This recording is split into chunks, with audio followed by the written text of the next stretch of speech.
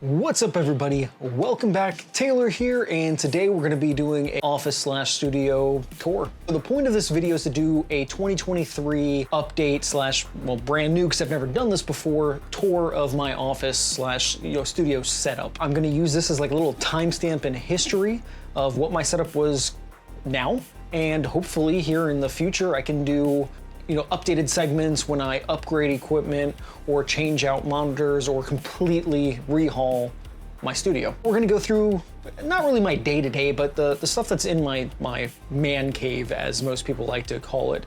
This is my little sanctuary where I've got my computer, I've got my guitars, as you saw from the little intro. I've got all my doodads and gadgets and gizmos that I just enjoy and like to use. We'll look at my gaming setup, which is also my editing setup. I don't have a separate streaming computer or anything like that. I just have one because first world broke problems, I guess. I've got my PlayStation 5, I've got all the random stuff in here. But I'm gonna be doing like a handheld vlog style, and you're gonna notice some weird things, like probably could have spent 5 minutes cleaning up a couple things, but man, I clean up this office every single day, and I don't wanna say it a million times through this video, so just know I have a 2-year-old. And he likes to get into damn near everything. So you're gonna notice some things in really weird places, and that's because that's where he likes to put them.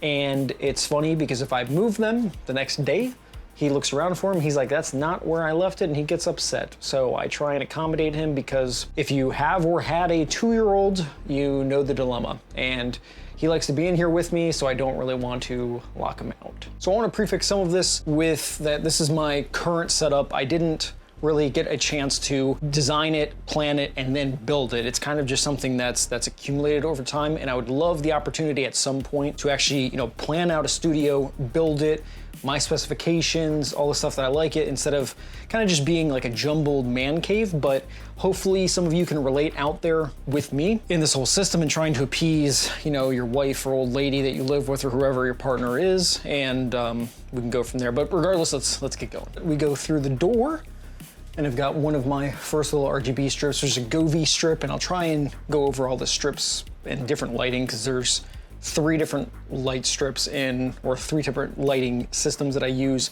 in this room. But go through the door, little walk space here, and we're kind of in the studio. So one of the first things you're gonna see is my little old school, iron pipe, dark wood shelf unit that I've got random gadgets and gizmos, and I've pretty much just got my pop collection. And if you notice on the middle shelf, everything's kind of, stacked right there. Again, I don't want to repeat myself a million times, but I've got little grubby hands, and I gotta try and keep most of the stuff. I had some collectibles here, some ones that I'm actually pretty proud of, like my Mark Hamill Joker that a good friend of mine got me, as well as a bunch of other ones that he's picked up for me going to Comic-Con and stuff like that. And then of course the other big object you see right here is a storage device, because I don't want to get super specific with it. So opening up my water device storage thing. So of course opening up this nice decent door right here, I've got my pews, as people like to refer to them. I don't know if anyone cares. I got 762, 308,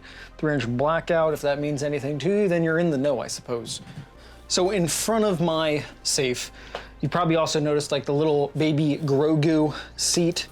Again, that's little man's chair. He actually likes the chair. He'll just sit there, relax while I'm doing whatever it is that I'm doing, and he'll live his little best life. So of course I've got to make a little honorable mention for Grogu. Now before we get to the good stuff, we've got my Father's Day gift, which was a Need One 48-liter cigar humidor, or coolador as people like to refer to it. I like cigars. I enjoy a good cigar and a whiskey pretty much all the time, and it's just an awesome 300 count humidor that's temperature controlled, and I've got Boveda packs in it that keep it right there at my 70 degrees and 70% humidity. And then from the intro, you can see a little bit of my collection of guitars, and I'll go over real quick 2 of them that are probably the ones that I pick up the most, with the exception of an acoustic guitar that's by the front of the room. So obviously from the intro, it's my LTD EC1000. Little single cut guitar with active EMGs. I love this guitar. I think I got this back in like 2012, and I think it's an '07 model, I believe. It's an '07 model. So a little older, but it was always growing up. A lot of my guitar idols play the EC1000, obviously from the intro. If you recognize the very first song, it's by Lamb of God. It's called Lay to Rest. And Mark Morton doesn't play LTD. He's got his own custom Jackson, but Willie Adler has his camo ones. And God, I wish I could get one of those. They're just a little out of my price range, but especially a lot of the metalcore metal that I grew up with when I was younger, a lot of bands had the LTD ECs or the ESP Eclipses, but it's always my dream guitar. The second guitar that I pick up a lot just because the nature of it is my 7-string Schecter Hellraiser. Again, active EMGs. Again, another older model. I actually haven't bought a guitar in quite a few years. Another, just an absolute beast. And with 7-string, I guess that's the popular thing with bands nowadays. Not that it hasn't been popular before, but it just gets a lot of, playtime. Then going over to a little dresser stand that I have here with a bunch of just drawers in it. It's just something I got for organization that I'm not even gonna open them up because they are not organized anymore because of little grimy hands. But on top, before I had to really move everything, I had my battery charging stations. So for my Sony NP, 550s and 750s, the bigger ones, I have all my charging there, as well as my charging for my camera itself. And then just random, doodads that I have here, GoPro chargers. I have one of these Amazon little devices that controls everything in my room over here. It used to be on my desk, but I have way too many things plugged in now and I had to move it. But that's also a good point to note, all the lights, with the exception of two, the one behind my safe and the one in my humidor, are all Wi-Fi controlled. So obviously my Amazon device that starts with an A is able to turn everything on. So when I come in here, and of course you can set up routines so I can have certain, devices turn on, such as my little studio lights, my newer lights, as well as my little hair light that's up here that gets the back side, the pretty side, and she can turn on all of those. Looking at all the lights, I've got a few, and a lot of these things are gonna be in the description below. If I forgot something or you saw something in here that you wanna know, just leave me a comment down below and ask me, and I'll try and include it in there. I tried to put all the pertinent things that I was probably gonna be showing down there, but of course I'm gonna forget things because it's 1:30 in the morning. But story of my life. But anyways, a lot of my lights are actually not the same. So I've got 3 different systems, light brands in my office, with the exception of studio lights. I've got Philips Hue, which is this little lamp light, another little light right there, and then another one that's on the side of my desk there to just give some ambient lighting. Those are all Philips Hues. Philips Hue is great, but Philips Hue is extremely, extremely expensive. So I have not bought any more. I've just had those for years, so I put them to additional use. Now, going over some other lights like this guy right here. This actually, it's kind of hard to see because of the lights. I 3D printed this whole array, and then inside of it, I put I think it's a Yeelight. I put a Yeelight RGB strip. The reason why I went with Yeelight is because at the time I was using Razer Synapse, and Razer Synapse only worked with Philips Hue and with Yeelight. So rather than spend Philips Hue money, I went to Yeelight. And actually the bulbs are pretty inexpensive, which this little ambient light behind my guitars is one of the Yeelight bulbs. I think they're only $9. Again, description below. But the RGB strips actually run $30. So when you compare it to Govee, it's a little expensive. Now, I don't use Razer Synapse anymore. I use Signal RGB. I don't know if Razer Synapse has expanded what they sync to, but unfortunately, Signal RGB works with Philips Hue, and it's supposed to work with Govee, but you have to find the specific one. So then it goes into my Govee strips, which is this light strip behind that goes around the door here. Again, the safe, but the safe and my humidor one, they're Bluetooth, so they don't connect there. And that was just an accident when I bought them. They're the intelligent LED strips, so they don't connect. They only connect on Bluetooth, not Wi-Fi, so I can't control them, but that's fine. They're static lights, they don't really change. And then going over to my desk, I've got a few lights. I've got my bias lighting behind my LG TV up here. I've got a bias light that goes behind the desk, if you can get a look of it there. And I think that's it for. And then going over to my little closet here where I have my little home server, home lab set up. I don't have a NAS yet, but I would love to get one. but I've got a Starlink router that goes in here, which I don't use anymore, and I have a whole video on that. But I have my Starlink router slash like modem thing that connects to my dish that goes to one of my nodes. I have a TP-Link Deco X55 system, so I have 4 nodes throughout my house. This used to be the main one until I switched to T-Mobile, and I needed to locate that in a spot that would get connection. So now I have a different one currently until systems change or I get an antenna or yada yada, and I'll change it back to being this the main one. But I don't really want to open the door, but I'll shoot some quick B-roll. It's just storage, and I've got a lot of stuff in there, mainly work stuff. So I kind of just use that again for storage, more long-term storage, things that I'm not using, you know, every day. And then we can move over to my station where, of course, kind of hard to see, but I've got Papa Linus because I pretty much have rinse and repeat. Really, honestly, the top screen there, other than when I'm using streaming, so I'll put my OBS system up there. It just exists for YouTube, so I can play videos. And then I've got my 3 screens where I do all of my like productivity stuff. So I've been building computers since about 2010, 2011. My first processor and system was an Intel system. I believe it was a 2011, which I think was Sandy Bridge. And I don't remember the model SKU, 26 or 2700K. I don't remember exactly which one, but that's actually what I started with 2 GTX 970s in SLI when that used to be a thing. Now, my current setup, I'm rocking a Asus X470 motherboard, so a little old. I'm a working person like everybody else, so I don't have the money to constantly upgrade this stuff, but I've got an Asus X470F, I think, motherboard, the Strix one. I've got 64 gigs of Team Force 3600 millihertz RAM. I've got a RTX 3070, not the TI version, and the non-LHR version. So this was one of the OG 37s that I don't know if it's really lucky, but I was able to purchase it, but I won the Newegg Shuffle, which gave me the opportunity to purchase the item. Obviously pricing was still skewed. This is the Asus Dual, so it's only a 2-fan design, so it is a smaller one. It runs pretty good. I really don't have any issues with it. I would have liked to have gotten one that was a little bit more robust, but that's the one that I got, and you know, it's perfectly fine.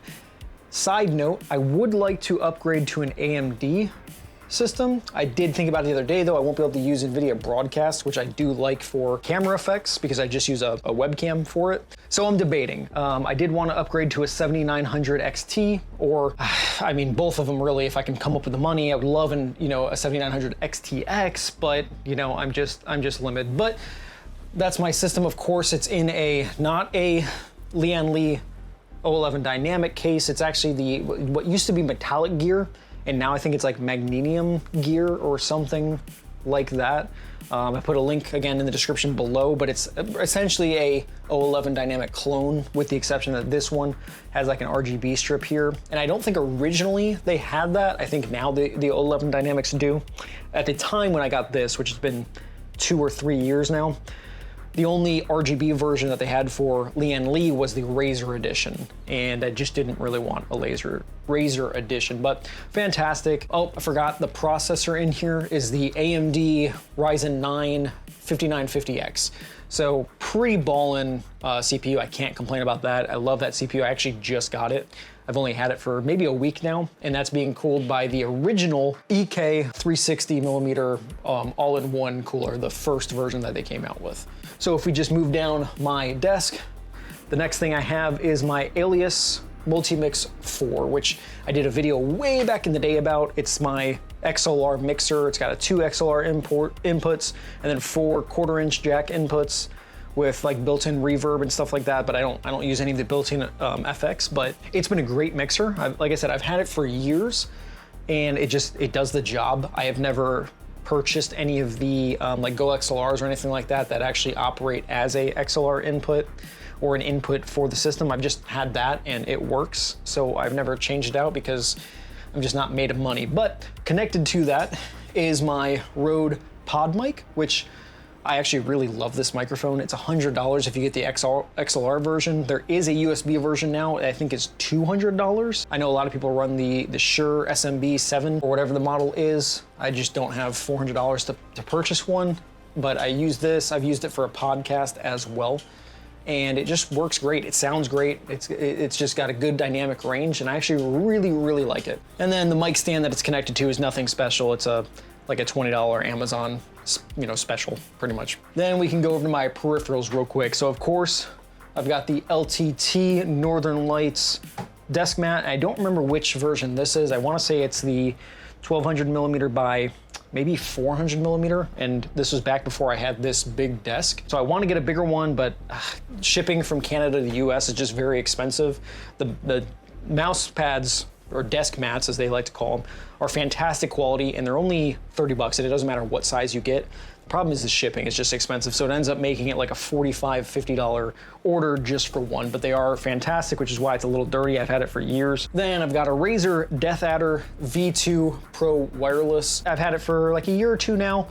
I run it off 2.4 gigahertz. Haven't had any issues with it other than battery life with the RGB. It does like to die a lot, especially when you forget to plug it in. So that is one thing that I am struggling with. Then I've got the Razer Black Widow V3 Mini. I would like to change it out to a, not a mini, but like a 10 keyless, to where the arrow keys are separate and like the function keys F1 through 11 or 12, whatever it is, those are separate as well, like the SteelSeries Apex, I think 7 series, I believe. But for now, this guy works absolutely fantastic. I used to have the Black Widow. It's a full one. I still have it. I just wanted something a little smaller. You know, minis were the thing that was kind of all in place. I've debated building my own, you know, keyboard with keycaps and everything like that. I've just never dived into it. So, hey, if anybody out there wants to send me a couple units, I will gladly do a video, gladly build some, and I won't even take any money. Just send me the product. Then beyond that, my media control is a PC Panel Pro. I don't know if you've ever personally seen one. They came out a couple years ago and the pre-order sales were like 50 bucks.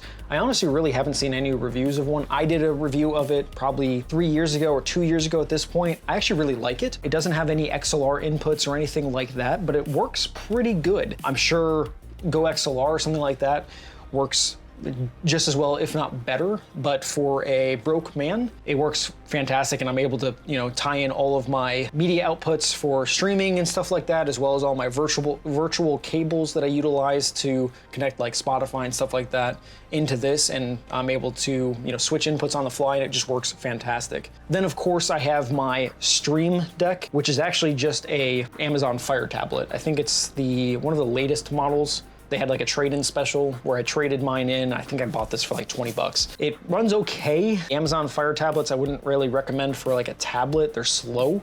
But for using it for Stream Deck, where I sideloaded Google Play on there, I didn't even do like the whole jailbreaking thing or anything like that. I literally just was able to sideload Google Play and install Stream Deck. And from there, I use it as a Stream Deck because I don't actually have a Stream Deck. I've just always used the app version for my son stole my iPad. That's what I used to control my Stream Deck. Now I use the Amazon Fire tablet, which isn't, again, fantastic, but it gets the job done and it works pretty much just like anything else. As for my monitors, I think they look pretty good. So on the right side, I've got an LG 27-inch 4K monitor. This was my primary monitor for the longest time.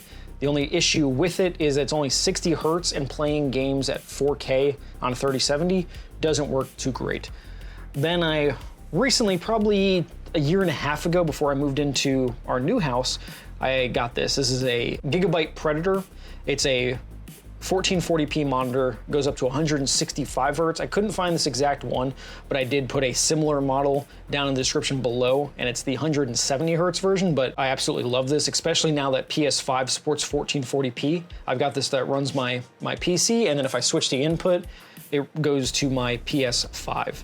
And then on the right side, my vertical monitor that I've actually really never used before. Everything has always been horizontal, but I changed it to this for my programs, whatever else I put here.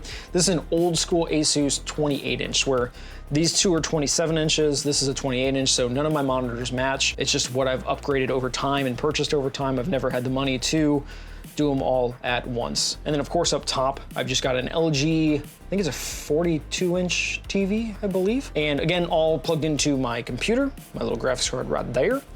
And it mainly just runs YouTube, like Papa Linus up there. Then down below here, I do have a 3D printer. I've done videos on it before, so I have a 3D printed mount for the SteelSeries Nova Pro Wireless DAC. And then of course I've got my SteelSeries Nova Pro Wireless. This is probably the most comfortable headset I've ever used. Now, stock wasn't that great. When I bought this, I also bought, if you notice, these ear cushions. These are Wicked cushions.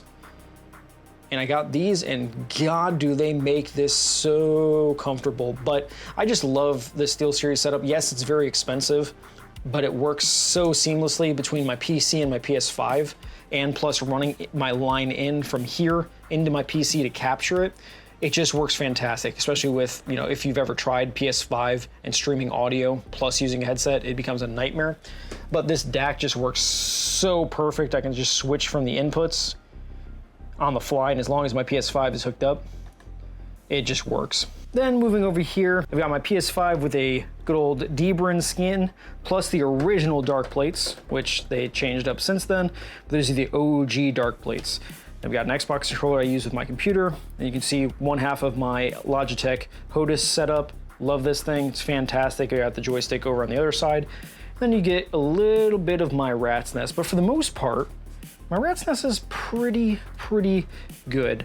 And then I've just got little things that I use on a regular basis. My GoPro, a newer light, a ND filter, my LTT journal that I just kind of jot down notes with, and then a PS4 extended hard drive for the PS5 so I can install all the games that don't really matter on that bad boy. And then normally up here is where my camera, this camera, usually sits, but I'm using it to record right now.